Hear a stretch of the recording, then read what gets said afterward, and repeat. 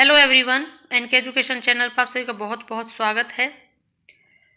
विशिष्ट शिक्षा परीक्षा, सक्षमता परीक्षा, नियोजित शिक्षकों को लेकर जो बनाई गई बिहार विद्यालय विशिष्ट शिक्षक नियमावली है, उसमें संशोधन का सुझाव मुख्य सचिव को भेजा जा चुका है, जिसमें बताया जा रहा है कि उसको परमिशन मिल सकती है, उसमें सुधार किया जा सकता है। जिसमें मुख्यमंत्री सचिवालय ने बिहार विद्यालय विशिष्ट शिक्षक नियमावली में संशोधन का सुझाव मुख्य सचिव को भेजा है। इस पर अब मुख्य सचिव के स्तर पर निर्णय लिया जाएगा।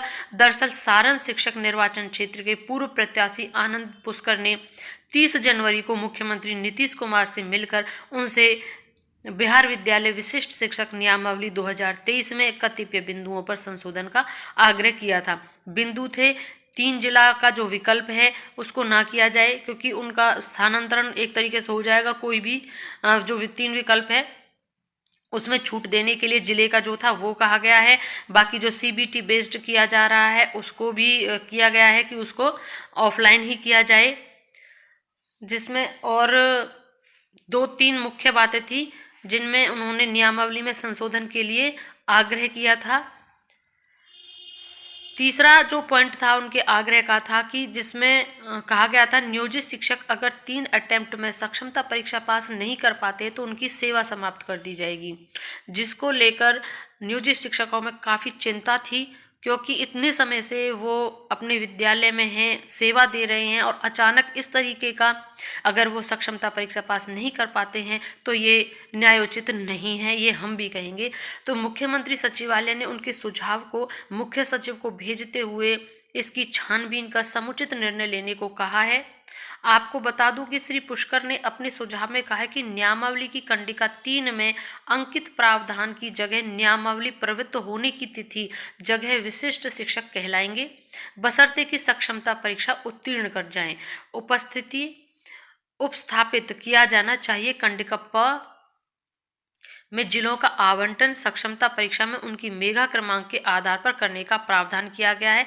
के स्थान पर जिलों का आवंटन उनकी सेविका के कंडिका 7 में वरीयता के लिए अंकित प्रावधानों के अनुसार करने का प्रावधान होना चाहिए। सभी शिक्षकों को सेवा काल में पदोन्नति सुनिश्चित करने हेतु और करने राज्य कर्मियों को दे एसीपी जो 10, 20 और 30 साल में होता है प्रदान किए जाने संबंधी प्रावधान कंडिका 9 में जोड़ा जाना चाहिए। स्थानांतरण की जो कंडिका 10 है 10 है में जो सक्षमता परीक्षा है उत्तीर्ण होने पर स्थानांतरण का केवल प्रावधान होना चाहिए।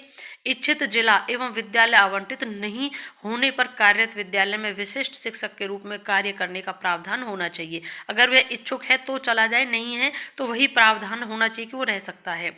एक विद्यालय में सभी शिक्षकों के बीच विशिष्ट शिक्षक सेवा के आधार पर वरीयता मिलनी चाहिए। इसके साथ ही सक्षमता परीक्षा ऑफलाइन लेने के भी सुझाव दिए गए। ये सभी सुझाव दिए गए हैं, जिसमें ये बताया जा रहा है कि पूरे संभावना है कि नियमावली में संशोधन हो सकता है। जैसे ही संशोधन होने का कोई भी अपडेट हमें मिलता है, हम आपको अपने चैनल के माध्यम से बताने का प्रयास करेंगे, तो बने रहिएगा। उसमें ये भी है कि 13 तारीख को जितने भी नियोजित शिक्षक हैं वो धरना करेंगे, तो उसके लिए पहले से ही विभाग ने लेटर जारी कर दिया है कि निरीक्षण किया जाए कि कोई भी विद्यालय में इस प्रकार की बात ना हो। लेकिन उधर से नियोजित शिक्षक हैं, उन्होंने भी अपनी मांगें रखी हुई हैं, वो भी लगातार अपने इस सुझाव के लिए कर्तव्यबद्ध हैं। जैसे ही कोई नेक्स्ट अपडेट मिलता है तो मैं बताने का प्रयास करूंगी। बने रहिएगा हमारे चैनल के साथ। वीडियो को अंत तक देखने के लिए thank you and thanks for watching.